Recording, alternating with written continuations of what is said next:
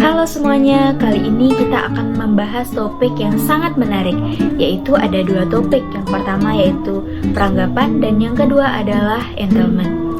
Kita mulai dulu dari peranggapan ya. Jadi, peranggapan atau persuposisi adalah informasi atau asumsi yang dianggap sudah diketahui atau diterima kebenarannya oleh pembicara dan pendengar sebelum ujaran itu diucapkan. Jadi dalam pragmatik, peranggapan ini berfungsi sebagai landasan yang menyatukan pemahaman antara dua pihak yang saling berkomunikasi. Nah, setelah kita mengetahui apa itu peranggapan secara umum, kita akan mengetahui apa itu peranggapan menurut beberapa ahli. Nah, yang pertama itu ada ahli yang bernama George Yule. Nah, George Yule ini adalah seorang pakar pragmatik. Nah, menurutnya peranggapan adalah sesuatu yang dianggap benar oleh pembicara sebelum ia mengucapkan suatu kalimat. Nah, sedangkan di sini ada ahli yang kedua yaitu ada Stephen C. Levinson. Nah, yang menurutnya peranggapan adalah implikasi yang tetap bertahan meskipun sebuah kalimat dinyatakan dalam bentuk negatif. Oke, sekarang kita masuk ke contoh fenomena bahasa yang mengandung peranggapan. Nah, misalnya ada satu kalimat yang mengatakan Rido sudah berhenti merokok. Nah, mengandung peranggapan bahwa Rido itu pernah merokok. Meskipun kita tidak secara langsung mengatakan bahwa Rido pernah merokok, namun informasi itu secara implisit dapat diasumsikan.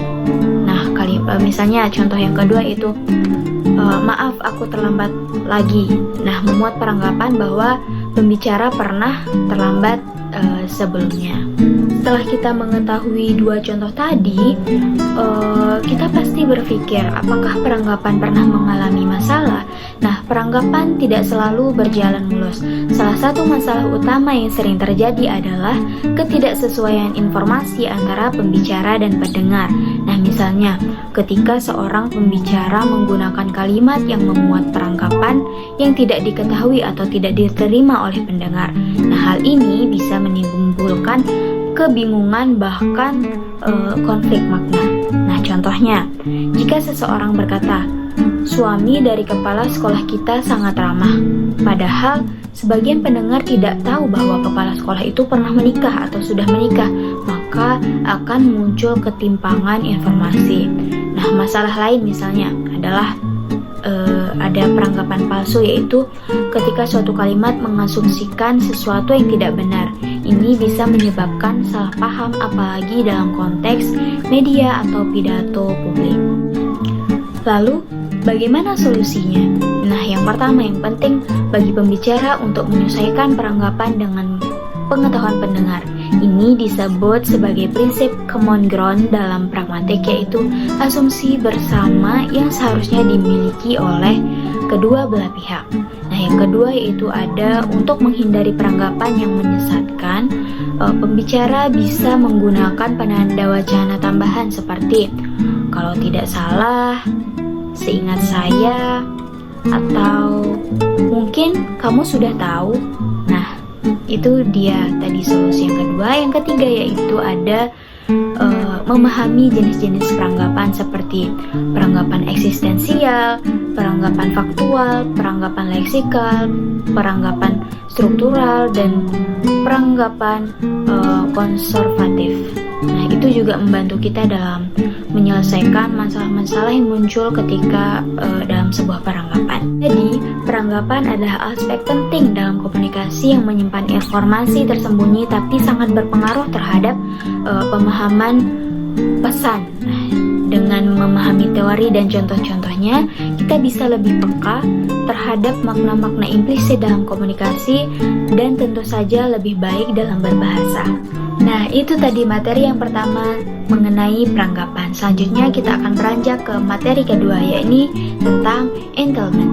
Jadi, secara sederhana, entitlement adalah hubungan makna atau dua pernyataan di mana kebenaran satu kalimat menjamin kebenaran kalimat lainnya. Artinya, jika kalimat pertama benar, maka kalimat kedua pasti benar.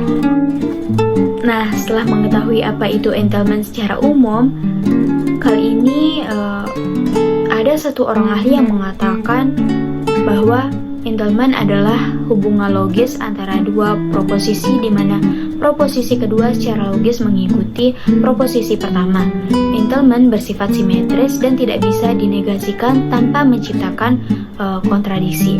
Itu menurut ahli, ya benar, Stephen C. Levitsen. Yuk kita lihat beberapa contoh entanglement dalam bahasa sehari-hari. Nah, yang pertama itu ada kalimat Andi makan nasi goreng di kantin. Nah, entanglementnya yaitu Andi makan sesuatu. Yang kedua, kalimat semua siswa di kelas itu pandai. Entanglementnya adalah beberapa siswa di kelas itu pandai. Nah, yang ketiga misalnya Rina memelihara seekor anjing.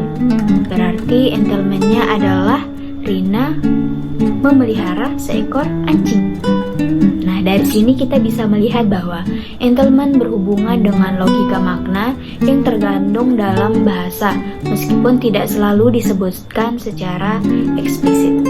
Setelah melihat contoh yang tadi, kita akan menemukan beberapa permasalahan di dalam entanglement. Yang pertama itu ada kesulitan membedakan entanglement dengan implikator atau peranggapan. Nah, banyak orang keliru menganggap semua makna implisit adalah entanglement, padahal implikator dan peranggapan punya ciri yang berbeda. Yang kedua yaitu kebingungan saat kalimat disangkal atau dinegasikan. Nah, misalnya kalimat Rina tidak memelihara anjing. Rina tidak memelihara anjing, seperti itu. Nah, dalam hal ini hubungan entanglement menjadi tidak berlaku karena sifatnya hanya berjalan satu arah. Nah, yang ketiga itu masalah ambiguitas. Masalah ambiguitas kalimat. Nah, sebuah kalimat yang memiliki lebih dari satu tafsir bisa membuat analisis entanglement menjadi tidak pasti. Nah, solusi dari permasalahan tadi yaitu yang pertama adalah pahami cara utama entanglement, yaitu sifatnya logis, pasti, dan tetap berlaku saat dinyatakan dalam bentuk positif. Yang kedua yaitu bedakan dengan implikator dan peranggapan. Nah, implikator bersifat konstekstual dan bisa dibatalkan, sedangkan entanglement tidak bisa dibatalkan tanpa menimbulkan kontradiksi. Nah, dan yang ketiga adalah latihan analisis kalimat dengan berbagai contoh. Semakin sering kita melatih diri dengan contoh kalimat yang beragam, semakin peka kita terhadap hubungan logis antar proposisi. Nah, itu tadi pembahasan tentang entanglement dalam pragmatik. Intinya, entanglement adalah hubungan logis yang sangat membantu kita memahami makna tersembunyi dan kesinambungan dalam ujaran.